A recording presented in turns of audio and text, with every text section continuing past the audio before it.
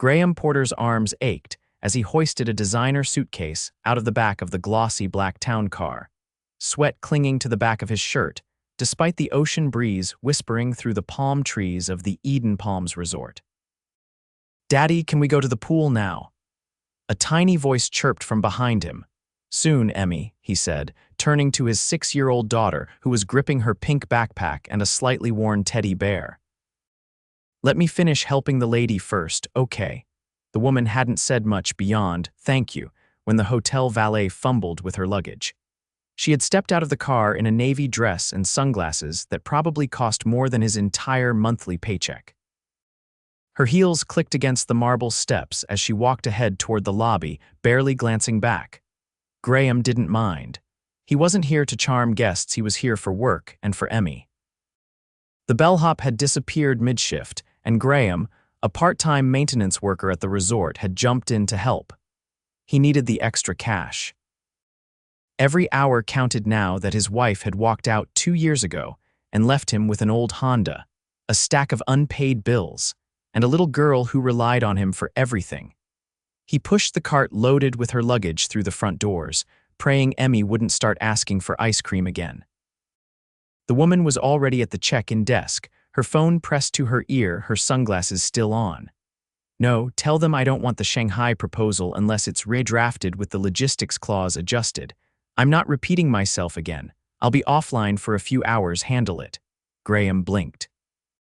She didn't sound like a guest on vacation. She sounded like a boss.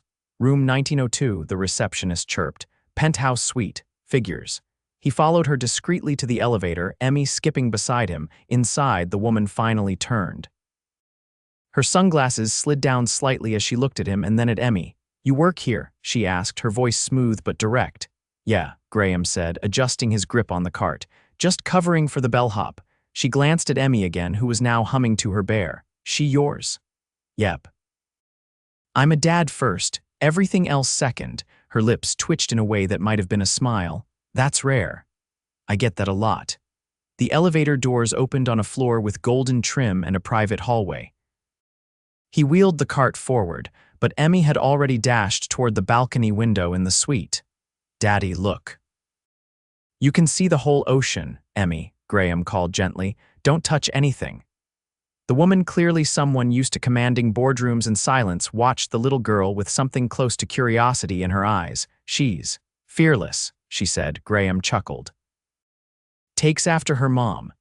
He regretted it the second it left his mouth. He hated talking about his ex. The woman didn't press. Instead, she walked to the window and looked out. "I'm Harper Bennett, by the way." "Graham Porter," he said, offering his hand. She shook it. Firm grip, cool fingers. He shouldn't have noticed that. "You're not like most resort staff," she said. "Because I'm carrying luggage with a kid in tow." "No," she said, finally letting the sunglasses drop to her collar. Her eyes were sharp, intelligent. "Because you look like someone who used to be something else." He paused. "I used to be a firefighter. Before Emmy was born, life changed." For a second, something flickered in her face, not pity, something warmer, respect maybe. She nodded once. "Well, thank you for helping." "No problem, ma'am. Don't call me ma'am." "Got it." As he started to leave, Harper said, "Wait." He turned. She looked at Emmy and then back at him. "Does she like chocolate? I ordered room service. There's too much. I hate wasting food." Graham hesitated. "That's kind, but she can sit on the balcony. I don't bite." He looked down at Emmy, who was practically vibrating. "Can we, Daddy, please?" he sighed. "All right." Just for a few minutes. They sat on the balcony, Emmy digging into a chocolate tart, while Graham tried not to notice how Harper had slipped off her heels and curled her legs under her like she belonged there, sun catching the strands of her auburn hair. "So," she said, sipping a glass of white wine, "what brought you to a place like this?" "Needed work." Emmy needed fresh air. "My buddy's the head of maintenance. Got me a short-term gig. We're staying in one of the staff cabins behind the service buildings." "That's honest?" "I don't have time to pretend," he said. "I've got a kid and 2 jobs. Pretending's a luxury." Harper went quiet for a moment. "You know, I'm not really here for vacation either." "Oh, I own the resort." Graham blinked. "You're serious?" CEO of Bennett Lux Holdings. "This is one of our newer properties." He stared. "You're the Bennett." "Guilty." He opened his mouth, closed it again. She grinned. Relax, I don't fire people for being surprised. What are you doing lugging your own bags? The car service messed up. I didn't feel like fixing it. He looked at her differently now, not because she was rich, but because she wasn't acting like it. That's pretty cool. She studied him for a long second. You're not intimidated by me. Nope, why would I be? You're just a person. Harper tilted her head. Most men are, Graham shrugged. Maybe they're not used to real strength in a woman. The way she looked at him then made his pulse do something he hadn't felt in a long time. And he knew, right there on a penthouse balcony with chocolate crumbs on his kid's cheeks, that something had shifted.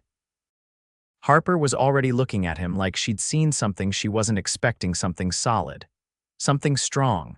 And he was looking at her like maybe, just maybe, this wasn't going to be just another job. Graham, he turned from the pool filtration system he'd been recalibrating, wiping his hands on a rag as his supervisor jogged toward him, clipboard under one arm, sweat beading along his temple. There's a leak behind the spa treatment rooms. I need you on it now. Some pipe burst and the guests are already complaining. Graham gave a nod, glancing toward the far end of the property. Got it. I'll grab my kit. He handed Emmy a juice box and crouched beside her on a low bench shaded by a palm. You remember Miss Rosa, right? Emmy nodded, her curls bouncing. She's gonna take you to the kids' club for a while, okay? I'll come find you before lunch. Will there be painting? I think so. Then I want purple paint, not pink. He tapped her nose. You drive a hard bargain. By the time he reached the spa, the hallway smelled faintly of eucalyptus and panic. One of the massage therapists was holding towels over a growing puddle, her expression frazzled. Graham got to work, wrenching open a maintenance panel and diving into the tangle of pipes beneath. It wasn't glamorous, but at least it was honest. No pretense, just problems that could be solved with the right tools and a little grit. He didn't expect to see Harper again. But that afternoon, as he was locking up the supply shed behind the tennis courts, she was suddenly there dressed in tailored slacks and low sandals, her hair pulled back in a sleek twist, sunglasses tucked into the neckline of her blouse. I'm not stalking you, she said before he could speak. Though it might look that way, guess I should be flattered. I had a meeting with the resort manager, saw your name on the staff assignment board. She paused. I was curious about what? Graham raised an eyebrow. You always look up your employees. I don't usually have ones who take apart a pipe with a 5-year-old waiting on a bench. He crossed his arms. I'm not exactly conventional. That part's obvious. She leaned against the side of the building, arms folded. I flew in to finalize a corporate rebrand. The board wants to make the properties more authentic, less sterile, more personable. Problem is, they don't know what that means. Sounds like they've never fixed a broken shower in a guest suite. She laughed softly. Exactly. He watched her for a beat.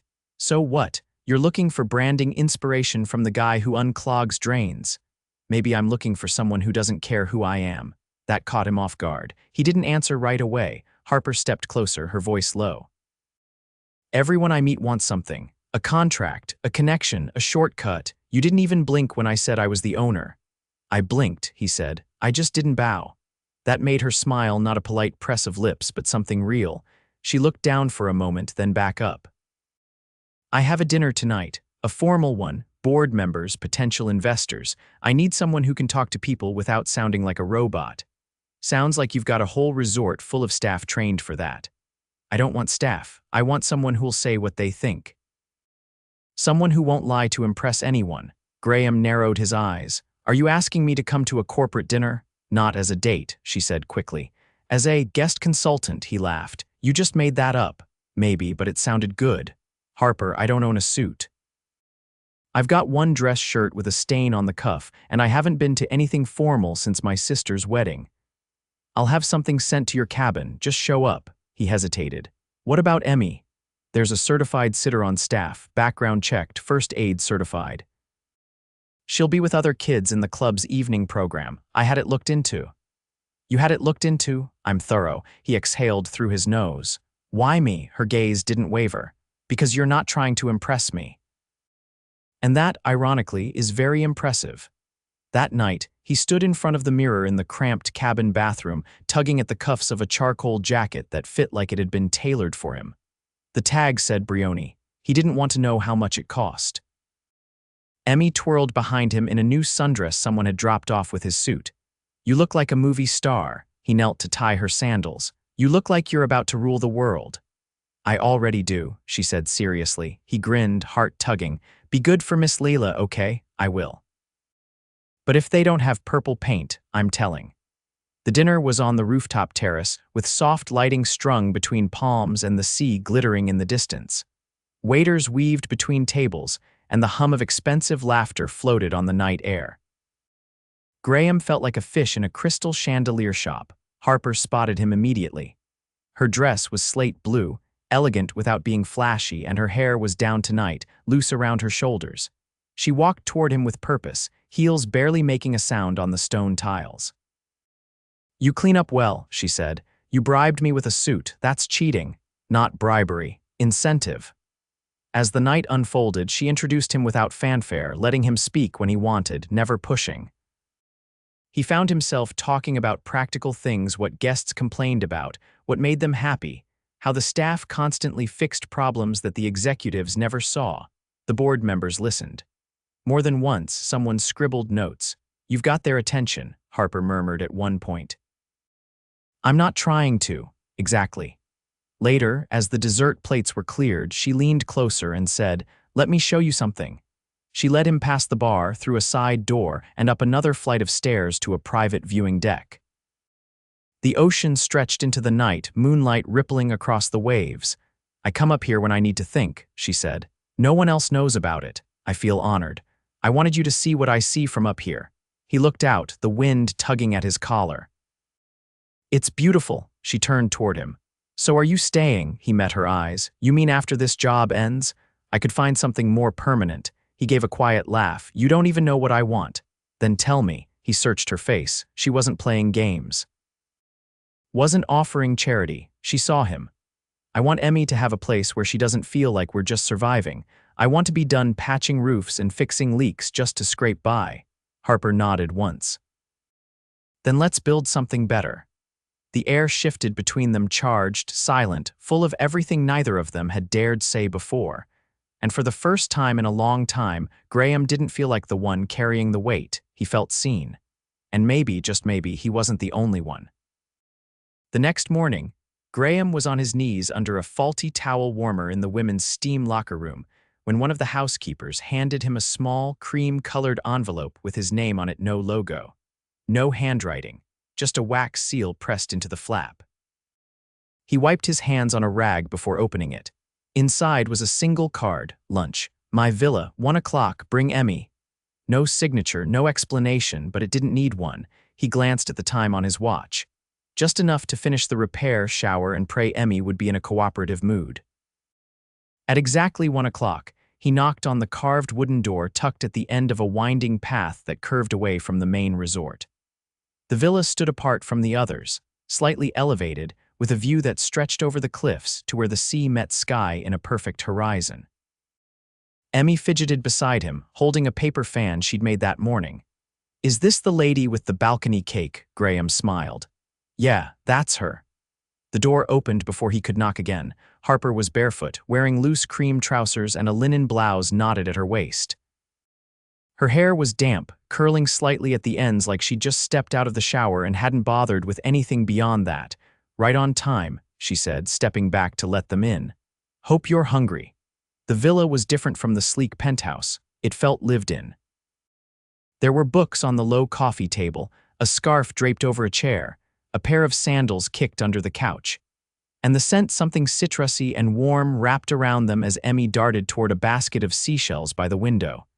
You live here? Graham asked, looking around. When I'm not in New York or flying, she said. This is the only place I ever unpack. He followed her out to the shaded patio where a table had been set with grilled fish, fresh fruit, and sparkling water. Emmy was already climbing onto a cushioned bench.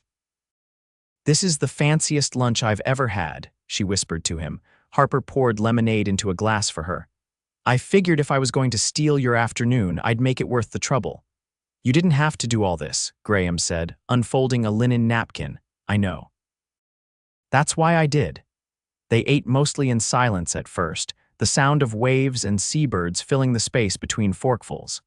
Emmy was content with her lemonade and a plate of mango slices, humming softly as she peeled the fruit apart with tiny fingers. When Harper stood to refill a pitcher, Graham followed her inside. "You're not just being polite, are you?" he asked quietly. "Because I don't want Emmy getting attached if this is just a nice gesture." She set the pitcher down slowly. "You think I'm doing this out of guilt?" "No," he said. "But I've been in rooms where people do things because it's easy to feel generous when you're surrounded by luxury." She turned to face him directly. "Graham, I didn't grow up in luxury. I earned everything I have. I know what it means when someone says they're tired but keep going anyway." "That's what I see in you, and her." He studied her for a beat.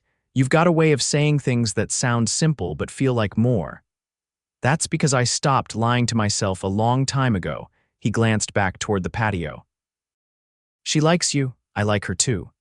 "And me." Harper's fingers brushed the edge of the marble counter. "You're harder to read, but not impossible." She didn't answer right away. Then, "Do you know how many people tell me what they think I want to hear?" "I'm guessing a lot." "You don't. And I find myself waiting for you to say something I can't respect, but it hasn't happened yet." He stepped closer. "You're not used to being surprised." "No, but I am now." They returned to the patio to find Emmy building towers from napkin rings and cherry pits, deeply focused. "Tell me something real," Harper said as they sat again. "About what?" "Anything." Graham leaned back in his chair, the breeze tugging at the collar of his shirt. "I used to think I had to protect Emmy from the world. But lately, I think I just need to show her how to walk through it without flinching." Harper's gaze didn't leave his. "That's exactly what a father should be." He looked down at his glass. "What about you? Tell me something real." She hesitated only a second. "I used to think power was the only protection I needed, that if I climbed high enough, no one could hurt me again. And I was wrong." Graham nodded slowly. "So what's the new plan?" "Find something worth protecting that isn't a title or a stock price." Emmy tugged at his sleeve. "Can we go to the beach now?" Harper stood. "Yes, let's go." The three of them walked down the private path from the villa to where the sand met the tide. Emmy ran ahead, chasing waves and squealing when the water lapped at her ankles. Graham watched her, arms crossed, shoes in one hand. "She's fearless," Harper said, stepping beside him. "She doesn't know yet what to be afraid of. That's a gift." They stood in silence as Emmy drew a lopsided heart in the sand with her toe. "Are you afraid?" he asked suddenly. Harper didn't look away from the shoreline. "Every day. But lately, it's a different kind of fear." "What kind?" "The kind that comes when you realize something matters more than your schedule." He turned to her. "What happens if this, whatever this is, keeps going?" "I don't know," she said honestly, "but I want to find out." He didn't touch her. Didn't move. Just stood there, watching the way the sunlight hit her profile, and felt something shift in his chest again. Not a crush, not a curiosity, something deeper. Something dangerous if ignored. Emmy came running back, cheeks flushed. "Can we come back tomorrow?" Harper bent down to her level. "Only if your dad says yes." Graham looked at them, both his daughter, tangled hair and sandy toes, and the woman standing barefoot beside her, not pretending, not performing. "Yeah," he said. "We'll come back." The knock at Graham's cabin door came just as he was rinsing a pot from dinner, Emmy humming softly behind him as she colored at the table. He wiped his hands on a towel and opened the door to find Harper no heels, no makeup, just jeans rolled at the ankle and a sleeveless top that caught the wind. "I hope I'm not interrupting," she said. He stepped aside. "You're always welcome here." Her eyes flicked to Emmy, who looked up, waved with a crayon, and returned to her drawing without skipping a beat. "I was hoping we could talk privately," Harper said. "There's a bench near the staff garden." He called for Rosa, who lived in the next cabin and had just finished her shift. Within a few minutes, she was sitting with Emmy, and Graham followed Harper down the narrow path lit by string lights strung between palm trunks. They sat on the bench in the quiet hush of evening.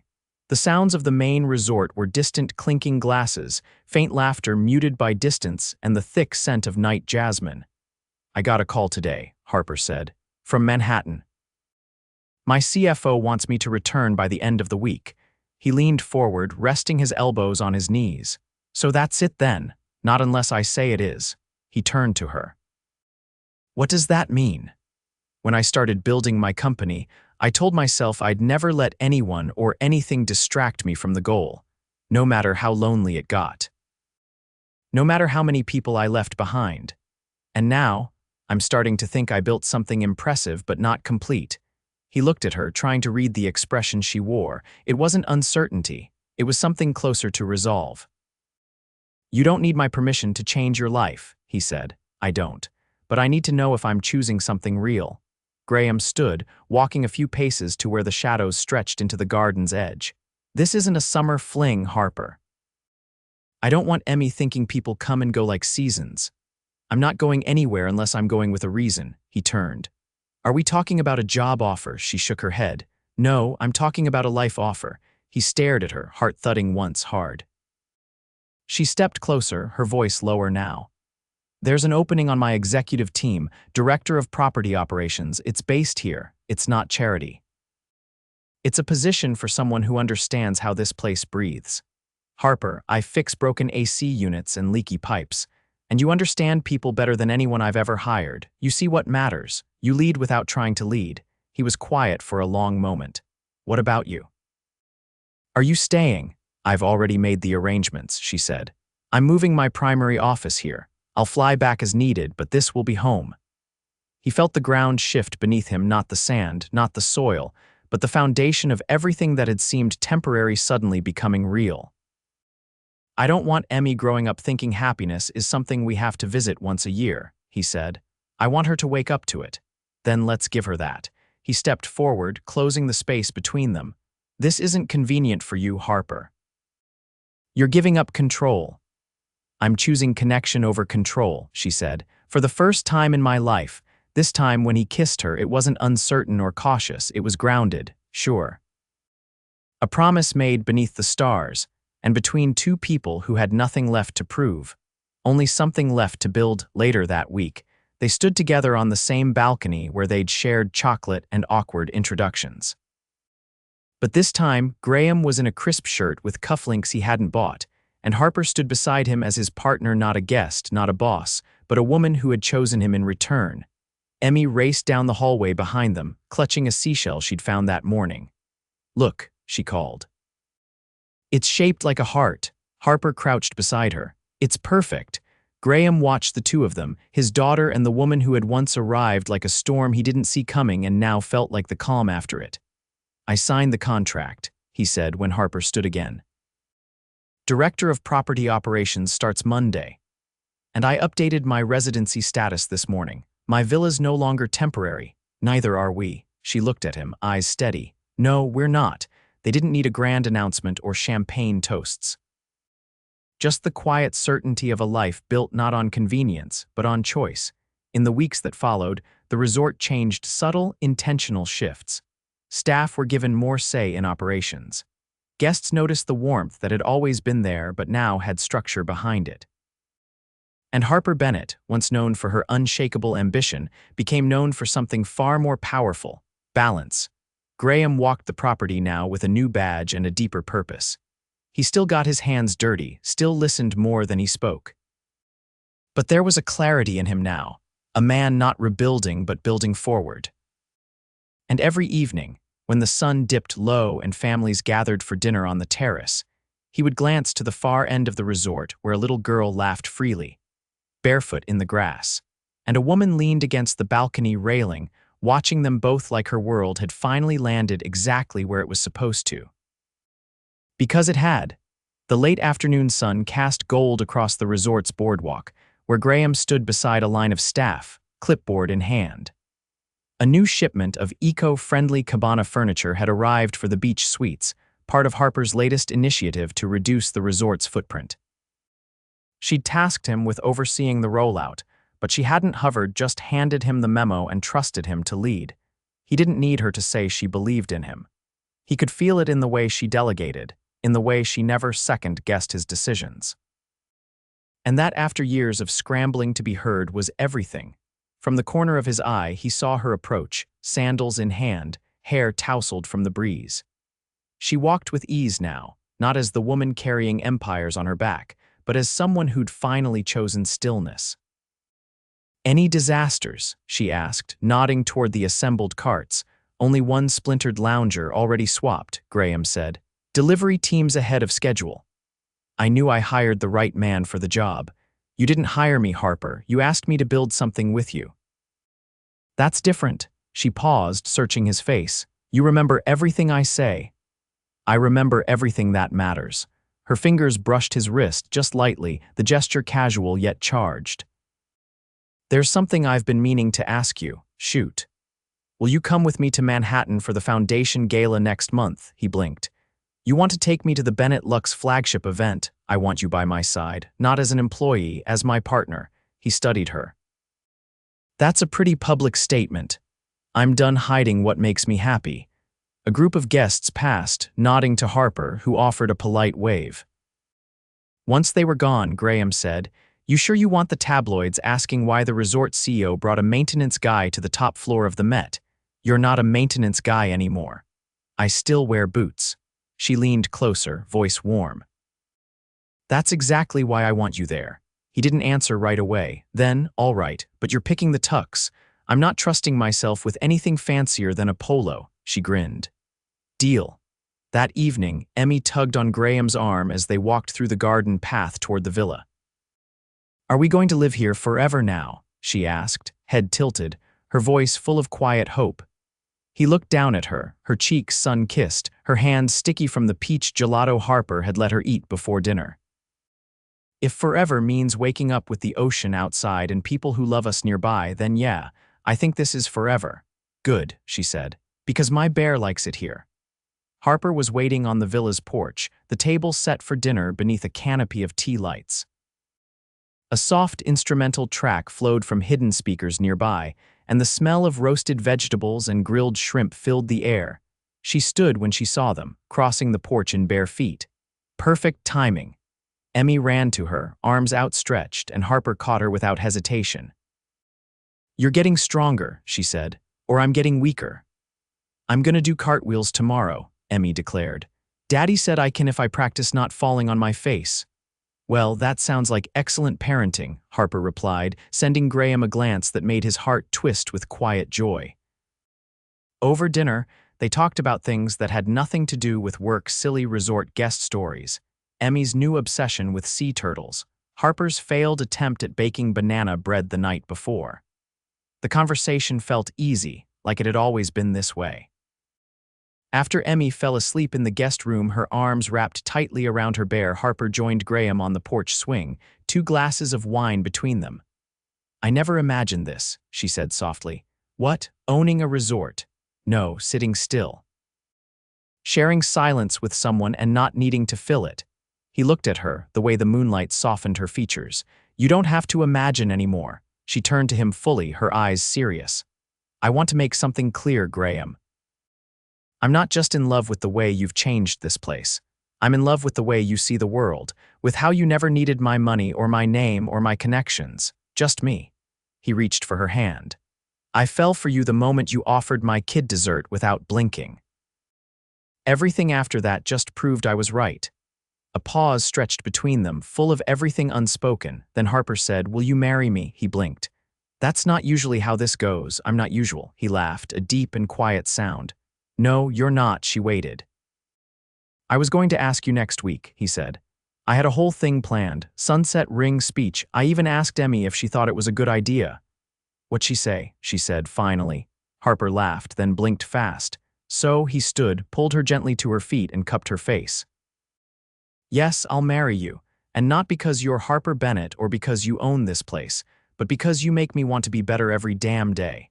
They kissed, not rushed, not desperate, just full of quiet certainty, of knowing. Weeks later, the ceremony took place on the same private beach where Emmy had once drawn hearts in the sand. She wore a flower crown and threw petals down the aisle, announcing loudly that she was officially the boss of both of them now. Harper's dress was simple, elegant, barefoot in the sand, her smile brighter than the sun.